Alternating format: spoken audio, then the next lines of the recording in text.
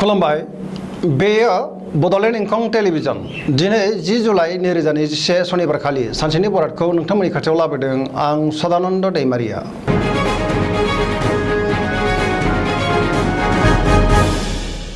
सिगां फरायथिनो लादों मेष राशि गिबि हांखो अ ल। दिनैनि साना जोबोर मोजां गोदान साननाय एबा गोदान मिजिंजों गोसोआव गोबां गोजोननाय फैगोन। देहाया दिनै मोजाङै थागोन अब्लाबो नाथाय जानाय लोंनायाव सांग्रां जानाया गाहाम। बहानिफ्रायबा मोजां खौरां मोनगोन। रांखावरियाव दिनै जोबोर मोजां होनजायो।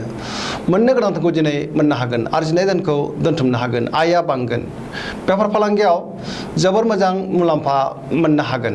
न'खराव बिसि फिसायनि गेजेराव अनलायनाय फैगोन। बिदा फंबायनि हेफाजाब मोनगोन। बहाबा थांनांगौब्ला दिनै जोबोर मोजां आरो मोजाङैनो हान्थिनो हागोन। गुबुननि गोसोखौ दिनै गोरलैयैनो बोनो हागोन। समाजाव गोबां मान मोनगोन। मावनो लानाय खामानिफोरखौ थि समावनो आरो गोरलैयैनो मावफुंनो हागोन। सोरबा गोजाम लोगोजों हरखाबै बहाबा लोगो मोनज्लायगोन।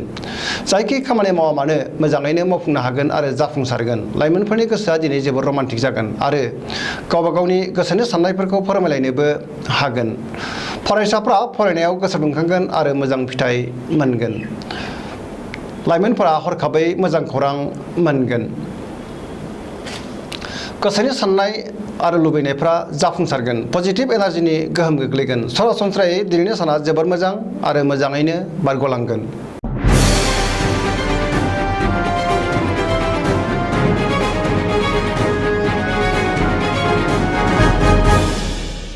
वृष राशि गिबि हांखो इ उ ब। दिनैनि साना जोबोर मोजां गोसोखौ दिनै जोबोर गोजोननाय मोनगोन। गुबुननि मोजां खामानि मावनानै होनो हागोन। गोसोनि बोलोआ बांगोन। मावनो लानाय खामानिखौ थि समावनो आरो गोरलैयैनो मावफुंनो हागोन। समाजाव मान मोनगोन। रांखावरियाव दिनै जोबोर मोजां होनजायो। आयआ बांगोन। बेफार फालांगियाव जोबोर मोजां मुलाम्फा मोनगोन। बहाबा थाङोब्ला गाहामैनो हान्थिनो हागोन। न'खराव बिसि फिसायनि गेजेराव अनलायनाय फैगोन। बिमा बिफानि अननाय आरो बोरखौ मोननो हागोन। बिदा फंबायनि हेफाजाब मोनगोन। देहाया दिनै मोजाङै थागोन अब्लाबो जानाय लोंनायाव सांग्रां जानाया गाहाम। गोसोनि बोलोआ बांगोन। गुबुननि हेफाजाबखौ मोननो हानानै दिनै गोबां बिथिङावनो जाफुंसारगोन आरो मावफुंनो हागोन।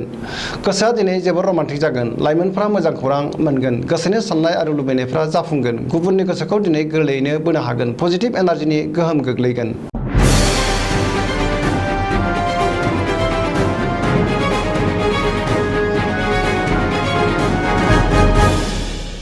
मिथुन राशि गिबि हांखो ख स।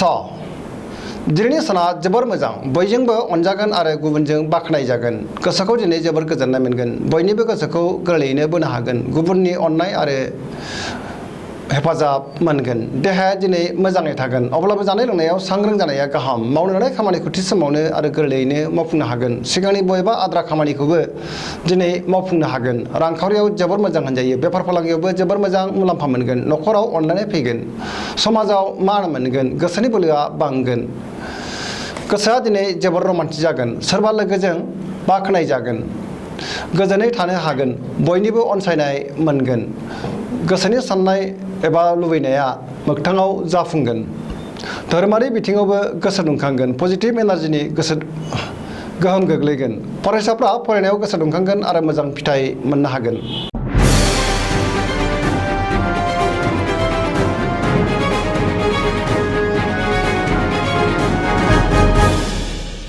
कर्कट राशि गिबि हांखो ड ड ह।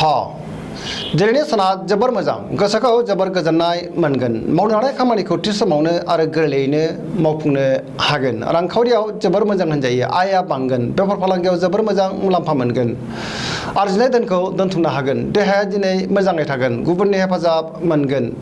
न'खराव अनलायनाय फैगोन। गोथों आरो गोग्गो साननो रोंगोन। पजिटिभ एनार्जिनि गोहोम गोग्लैगोन। गोसोनि साननायफोरा जाफुंसारगोन। सोरनिबा अनसायनाय मोनगोन।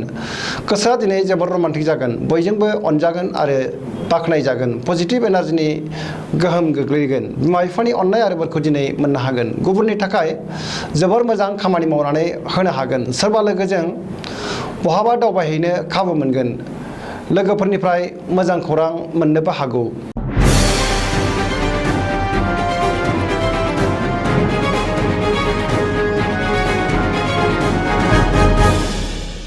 सिंह राशि गिबि हांखो म ट। दिनैनि साना जोबोर मोजां पजिटिभ एनार्जिनि गोहोम गोग्लैगोन गोसोआव थार आरो गोग्गो साननाय फैगोन मावनो लानाय खामानिखौ थि समावनो मावफुंनो हागोन बयनिबो गोसोखौ बोनो हागोन रांखावरियाव जोबोर मोजां होनजायो अदेबानि खरसायाबो बांगोन बेफार फालांगियाव मोजां मुलाम्फा मोननो हागोन गोसोनि बोलोआ बांगोन गोसोनि साननायखौ गुबुननो फोरमायनोबो हागोन सोरबा लोगोजों बहाबा दावबायहैनो एबा हान्थिनो खाबु मोनगोन नखराव बिसि फिसायनि गेजेराव अननानै फैगोन बिदा फंबायनि हेफाजाब मोननो हागोन बिमा बिफानि अननाय आरो बोरखौ मोनगोन लाइमोनफोरनि गोसोआ दिनै जोबोर रमान्टिक जागोन गोदान खामानियाव आखाइ होनो हागोन फरायसाफ्रा फरायनायाव गोसो दुंखांगोन आरो मोजां फिथाइ मोनगोन गुबुननि अननाय आरो अनसायनायखौ मोननो हागोन बयजोंबो मोजां सोमोन्दो लाखिनो रोंगोन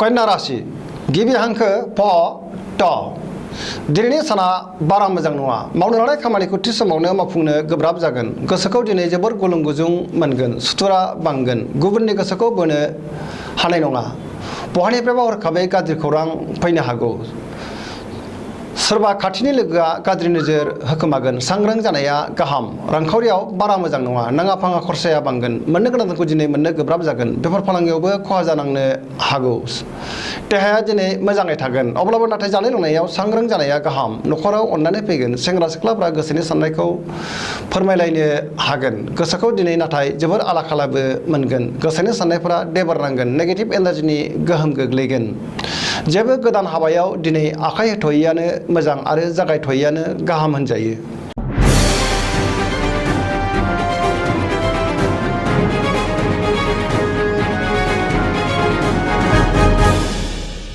तुला राशि गिबि हांखो र ट दिनैनि साना जोबोर मोजां बहाबा दावबायहैनो खाबु मोनगोन गोसोनि बोलोआ बांगोन गोबां धोन मोननो हागोन गोसोनि साननायफोरा जाफुंगोन मावनो लानाय खामानिखौ थि समावनो आरो गोरलैयैनो मावफुंनो हागोन देहाया दिनै मोजाङै थागोन अब्लाबो जानाय लोंनायाव सांग्रां जानाया गाहाम रांखावरियाव जोबोर मोजां नखराव बिसि फिसायनि गेजेराव अनलायनाय फैगोन समाजाव गोबां मान मोनगोन बेफार फालांगियाव मोजां मुलाम्फा मोननो हागोन सोरबा लोगोनि हेफाजाब मोनगोन समाजाव बयजोंबो अनजागोन बिमा बिफानि अननाय आरो बोरखौ दिनै मोननो हागोन सोरबा गोजाम लोगोजों जानबुङाव रायज्लायनो खाबु मोनगोन गोसोआ दिनै जोबोर रमान्टिक जागोन फरायसाफ्रा फरायनायाव गोसो दुंखांगोन आरो मोजां फिथाइ मोनगोन गोसोनि साननायफोरा जाफुंसारगोन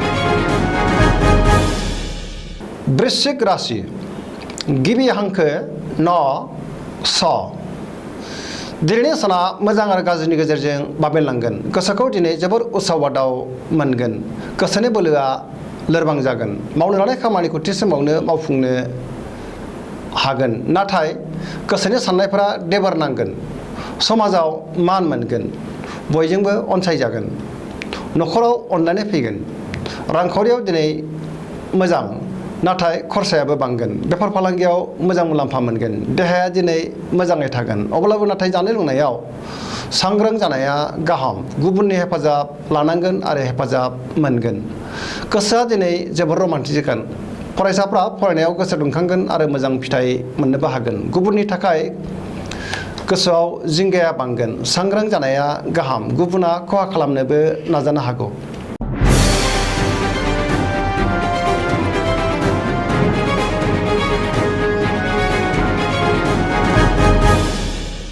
धनु राशि गिबि हांखो ध फ भ दिनैनि साना जोबोर मोजां सोरजोंबा बाख्नाय जागोन मावनो लानाय खामानिखौ थि समावनो आरो गोरलैयैनो मावफुंनो हागोन सिगांनि बबेबा आद्रा खामानिखौबो दिनै मावफुंनो हागोन गोसोखौ जोबोर गोजोननाय मोनगोन गोसोनि साननायफोरा जाफुंगोन रांखावरियाव दिनै जोबोर मोजां होनजायो आरजिनाय धोनखौ दोनथुमनो हागोन गोबां धोन आरजिनोबो हागोन बेफार फालांगियाव गोबां मुलाम्फा मोनगोन समाजाव मान मोनगोन गुबुननि गोसोखौ दिनै गोरलैयैनो बोनो हागोन पजिटिभ एनार्जिनि गोहोम गोग्लैगोन देहाया दिनै मोजाङै थागोन अब्लाबो जानाय लोंनायाव सांग्रां जानाया गाहाम बयनिबो अनसायनाय मोनगोन नखराव अनलायनाय फैगोन सेंग्रा सिख्लाफ्रा गोसोखौ जोबोर रमान्टिक मोनगोन फरायसाफ्रा फरायनायाव गोसो दुंखांगोन आरो मोजां फिथाइ मोनगोन सरासनस्रायै दिनैनि साना जोबोर मोजां आरो मोजाङैनो बारग'लांगोन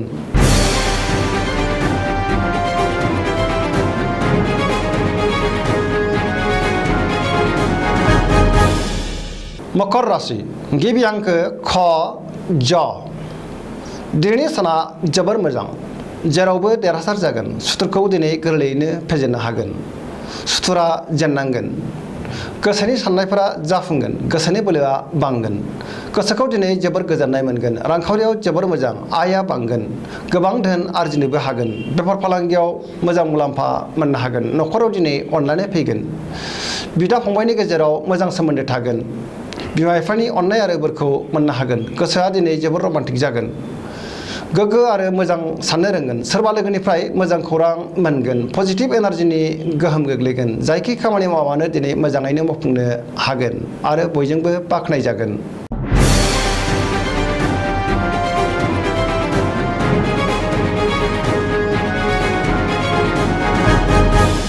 कुम्भ राशि गिबि हांखो ग स स दिनैनि साना जोबोर मोजां गोसोखौ दिनै जोबोर गोजोननाय मोनगोन मावनो लानाय खामानिखौ थि समावनो आरो गोरलैयैनो मावफुंनो हानानै दिनै गोसोआ बांसिन गोजोनगोन बहानिफ्रायबा मोजां खौरां फैनो हागौ समाजाव गोबां मान मोनगोन सोरबा गोजाम लोगोजों दिनै बहाबा लोगो मोनलायगोन रांखावरियाव दिनै जोबोर मोजां होनजायो गोबां धोन आरजिनो हागोन बेफार फालांगियावबो गोबां धोन आरजिनो हागोन आरो मुलाम्फाबो जागोन देहाया दिनै मोजाङै थागोन अब्लाबो जानाय लोंनायाव सांग्रां जानाया गाहाम न'खराव अनलायनाय फैगोन गुबुननि हेफाजाब मोनगोन धोरोमारि बिथिङाव गोसो दुंखांगोन पजिटिभ एनार्जिनि गोहोम गोग्लैगोन लाइमोनफोरनि गोसोआ दिनै जोबोर रमान्टिक जागोन आरो गावबा गावनि गोसोनि साननायखौ फोरमायलायनोबो हागोन फरायसाफ्रा फरायनायाव गोसो दुंखांगोन आरो मोजां फिथाइ मोनगोन बहाबा दावबायहैनो खाबु मोनगोन बयजोंबो अनजागोन आरो मोजां मोनजागोन गुबुननि गोसोखौ दिनै गोरलैयैनो बोनो हागोन सरासनस्रायै दिनै साना जोबोर मोजां आरो मोजाङैनो बारग'लांगोन।